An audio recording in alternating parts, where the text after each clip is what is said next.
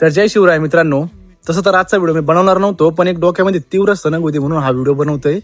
तर आज मित्रांनो पाकिस्तान आणि भारतामध्ये ना क्रिकेटचा मॅच होतोय.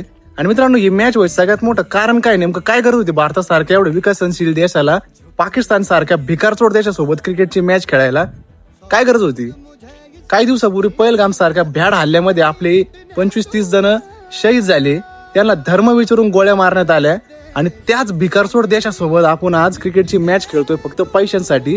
तर मित्रांनो आपण हा विचार करायला पाहिजे का आपला भारतीय क्रिकेट संघ, आपले भारतीय क्रिकेट प्लेयर या गोष्टीवर कुणीच काही बोलत नाही. आपले पॉलिटिशियन या गोष्टीवर काहीच बोलत नाही.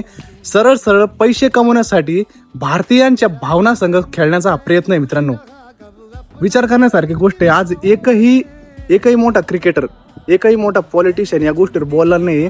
आज बरेच जणांचे, आता भरपूर जण आता आपला व्हिडिओ बघणार, भरपूर जणांच्या देवावर आहे ना, देवाच्या जागी ना क्रिकेटरांचे फोटो असतील.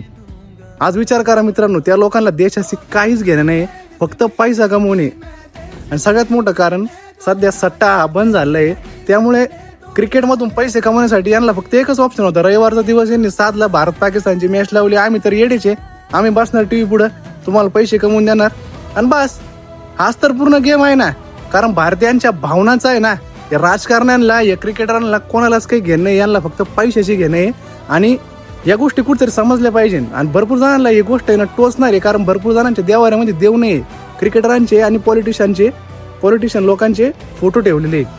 त्यामुळे विचार करण्यासारखी गोष्ट आहे मित्रांनो. भिकारचोट पाकिस्तानसोबत आपल्याला क्रिकेट मॅच खेळण्याची काय गरज आहे? आपला देश तर इतका विकसनशील आहे, आपल्या देशाला काय गरज त्या भिकारचोट पाकिस्तान सोबत क्रिकेट मॅच खेळण्याची?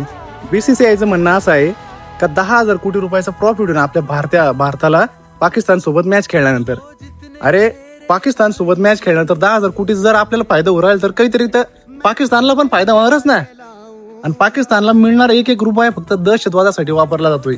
या गोष्टीची आपल्याला कल्पना पाहिजे आणि ह्या गोष्टी डोक्यात ठेवून आपल्या भारताने सुद्धा या गोष्टीचा विचार केला पाहिजे.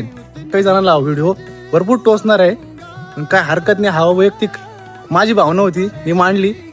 तुम्हाला आवडला असेल व्हिडिओ तर शेअर करा भरपूर जणांना, कारण ही भावना सगळ्यांपर्यंत पोहोचली पाहिजे. जय हिंद, जय महाराष्ट्र.